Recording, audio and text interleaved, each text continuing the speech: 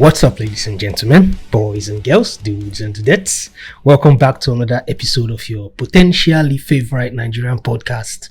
Bear with me, your host, General Prime.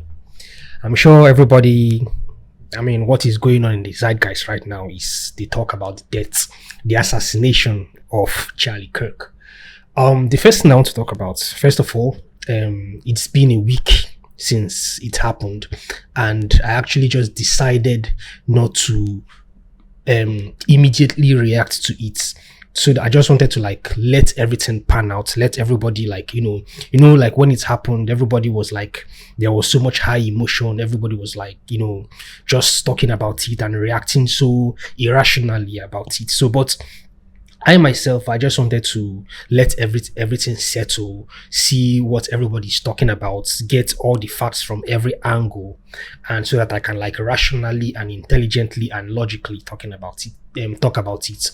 And so it's been a week officially since it happened, and right now I think I have gotten enough information about it to actually give my own point of view, to actually give my own opinion. So that's what I'm going to do today. But the first thing I want to start with actually is whoever is psycho-engineering all of this chaos is doing a diabolically fantastic job, because this is some Star Wars Empire level of destruction. Americans right now have never been more afraid, divided, misunderstanding, and at each other's necks than they've been this past week, right? So it's been 7 days now since the assassination happened, and people are more divided than ever, people are more afraid than ever, there's more chaos than ever, and obviously everybody's talking about it, everybody's giving their own opinions about it. People that love him have basically made him a martyr, right? People that hate him have gone out of their way to not only buttress the point of their hatred for him, but also inevitably and indirectly and actually subconsciously show the world who they themselves actually are. Because you see people celebrating his death. Let me tell you, first of all, this person, Charlie Kirk, right? Charlie Kirk, right? He was a controversial person. He had his own opinions. His opinions were so out there. He's not somebody I see as a racist, but what I'll call him is he's a white supremacist. Obviously there are videos of him interacting kindly and with black people and all of that stuff, but at the end of the day, what he is, who he is that he was a white supremacist. You don't have to be racist to be a white supremacist. The idea of being a white supremacist, at least to my own understanding, is that you think the white race is above every other race, right? And he used I've talked about him obviously on this podcast before, and I've called him a grifter, and I'll continue to. I'll never take back my words about him being a grifter, because there are all these political talking heads, all these intellectuals, all these people that are gracing our media, these new mainstream media, right?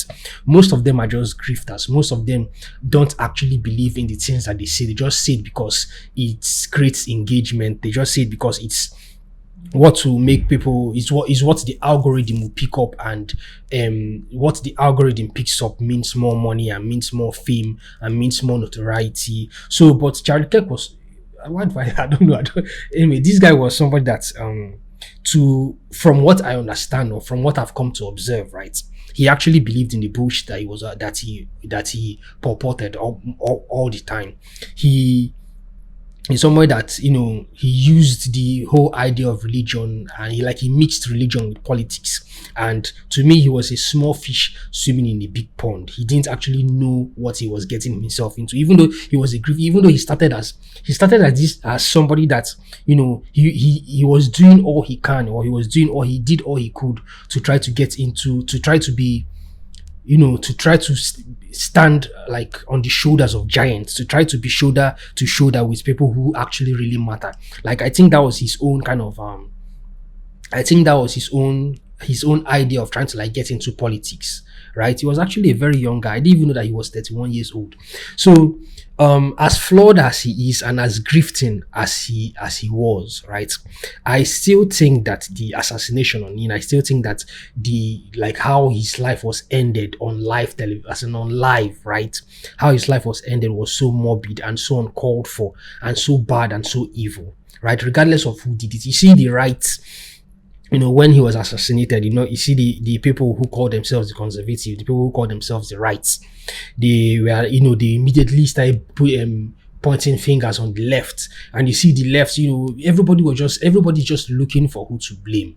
Obviously, everybody just looking for who to call the bad guy. Everybody just looking for who to sacrifice, to just, point at, to make themselves feel right.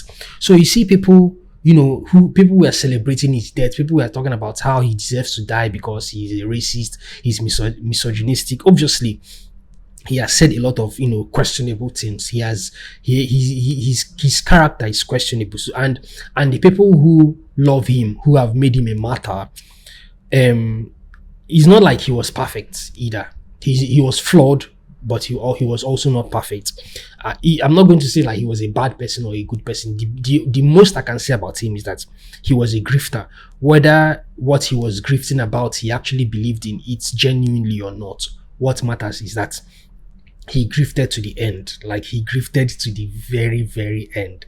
And it says, and what this event that happened this past week, right, says a lot about humanity, says a lot about how fragile life can be, how fleeting. It reminded me of how fleeting life can be. Like one moment you're just debating. To me, I don't think that Charlie Kirk in a million years would have thought that something like that would happen to him. Like you see all these people, right? You see people just living their lives. You see people being so larger than life. Like you see people living their lives in such a way that it seems that they themselves believe that they cannot die. You see people doing things that make them feel almost immortal, make them feel almost godlike. They are so reassuring of themselves. They are so certain of themselves. They are so certain that they are the good guys. They're so certain that the fight that they are fighting is the good fight. Whatever it is, whatever their opinions are, or whatever opinions that they have is the right opinion to have. Like people are so certain of themselves, and at the end of the day, death is the great equalizer. Death is the most certain thing that can ever happen to a human being. Death. So you see, one moment he's just there debating, talking about gun rights, and the next moment there's blood gushing out of his neck. One thing I find funny again is how this thing that happened as in front of everybody, because we are living in a world right now where as in you can watch war footages in 4K, you can watch what is going on in Ukraine, right, on YouTube in 4K. Like you can see people get blown up, you can see people get shot close range, you can see people's head get exploded. We are living in that kind of where as in our matrix, the matrix that we are existing in, this simulacra that we are existing in has evolved to that stage where stuff like that can happen and we consider it normal. So now this unfortunate event that happened has been so immortalized, not only digitally, but not even only mentally, but digitally. In the past where people used to get assassinated, right? For example, now JFK, when he got assassinated, the footage of his assassination didn't, surface until 12 years later. Like the footage of him being assassinated was so hidden that it took 12 years for it to get finally exposed and get brought to the consciousness of people. But right now, thanks to how evolved our media has gotten, everybody saw it happen from every angle, except for the from every angle except for the actual angle that matters, meaning his own live footage. I'm still hoping, and I still want to see what it felt like from his own point of view. When he does his debates, right? His own POV. Like I still want to see what it was like. And this unfortunate stuff that happened in front of everybody, like everybody saw it.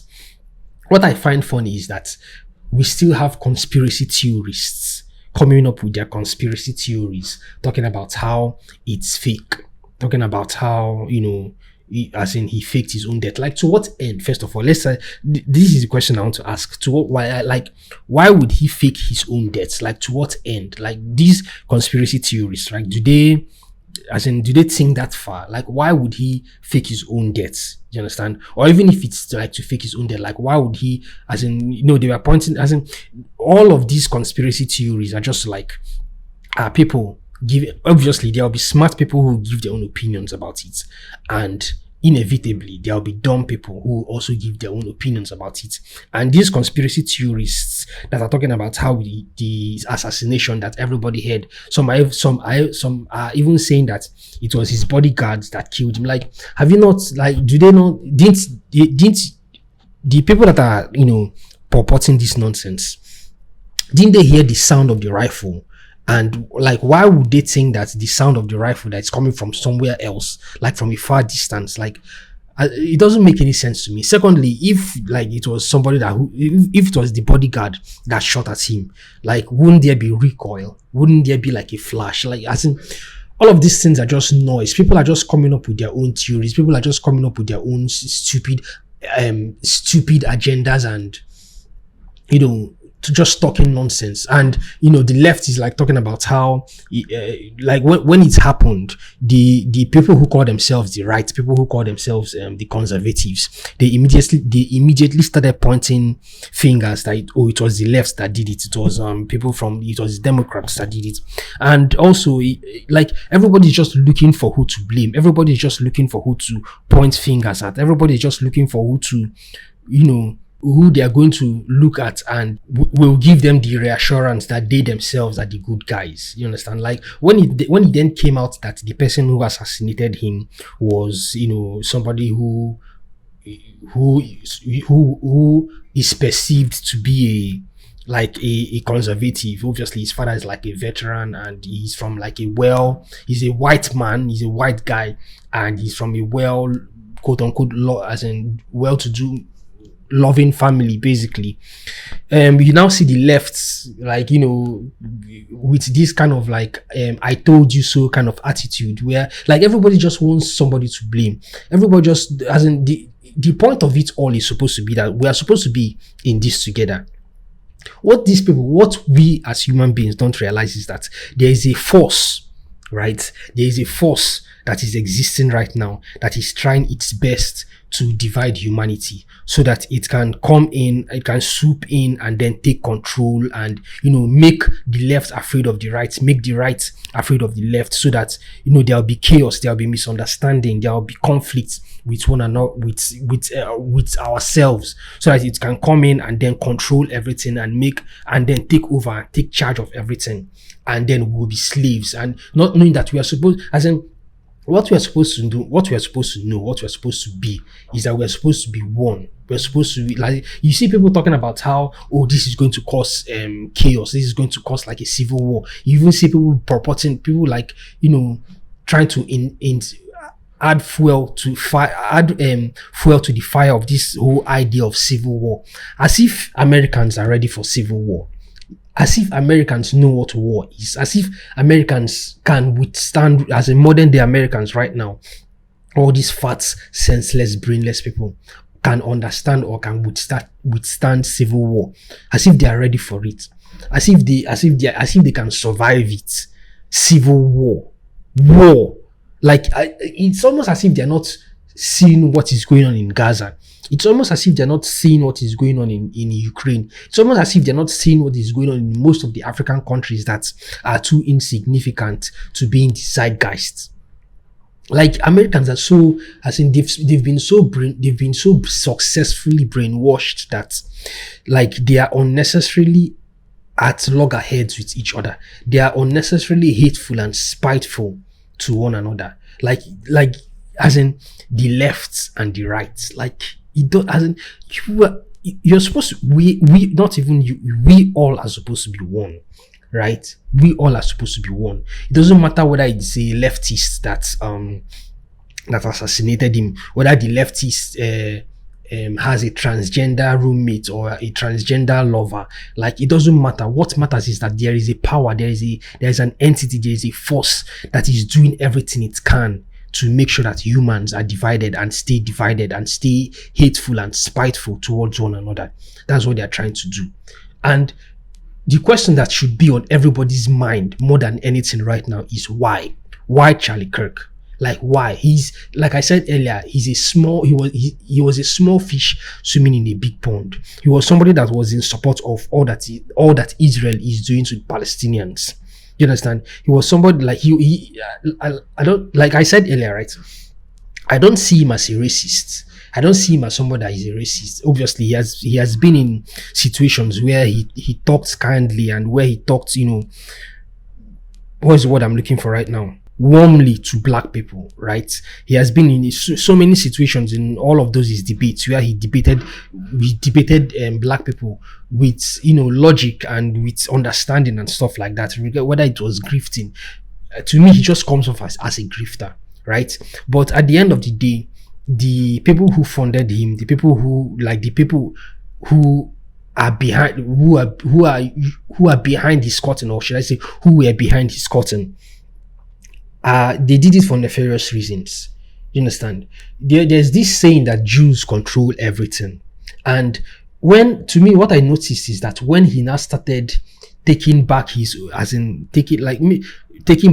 or should I say reducing his grifting towards his support for Israel, that was when this unfortunate stuff happened.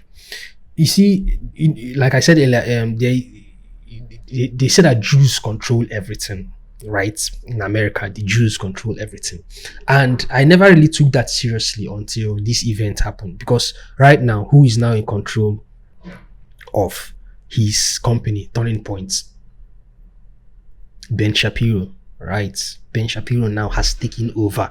Like, that is what everybody is supposed to be talking about. Like, why Charlie Kirk? Why him? You cannot tell me that the person that assassinated him did that because he had I cannot believe, like, I am not that stupid to believe that he was killed because he had a difference in opinion about transgenderism or about same-sex marriage or about religion. Like, I refuse to believe that. Like, I am not that daft. I am not that close-minded. I am not that ignorant of what is going on in this world. Like, that's not me. So I cannot believe that he was assassinated for that reason. I think that there is something more to his death. I think that there is something more. I just can't place my hand on it. I just can't tell what it is. And this is not a conspiracy theorist. I'm not trying to be conspiratory. I'm just trying to say that there's it can't just be a mere coincidence. Like, why Charlie Kirk? There are people who say wilder things. There are people who say a lot more enraging things, right? There are people who are that are really that are actually racist, and they don't care about their racism. There are people who are, they are more grifting than he himself, and they are more open about their grifting than he himself. People like Candace Owens, you understand? People like fucking Ben Shapiro, people like Jordan Peterson, people like fucking Joe Rogan. Like, all these people are they are a lot more in line, in tune with the whole grifting thing. But Charlie Kirk was somebody that he said a lot of, like, I'm not going to say he was a bad person or a good person. He had his grievances, he had his controversies. He said a lot of dumb stuff, to the point where a lot of black popular or famous people don't even care about his death, or a lot of black people actually don't care about his death. He said a lot of things that got a lot of people angry, but he also said a lot of things that helped a lot of people. I mean, after his death, you see atheists, you see people that were previously agnostic, changing their minds about going to church, thinking about going to church, thinking about, giving their lives to Christ. You see people who were actually affected deeply about his death. And the reason why I think people are a lot more affected, the people that love him more, actually are a lot more affected by it is because of how in our face it was, because of how fucking gruesome and how, morbid and ghoulish it was, and graphic actually it was. And the people also that were, cheering, it says a lot about them. Like, for example, now, if you're somebody, right, that cheered, like you posted about the death of Charlie Kirk, and you were cheering and you're rejoicing, and then you made a video about it and then you posted it, right? And after you posted it, obviously, if you fuck around, you're going to find out. After you posted it, the inevitable consequence of that action, one of the inevitable consequence of your action, is that you get fired from your job, right? If you're that kind of person, it not it as in it not only shows that you're susceptible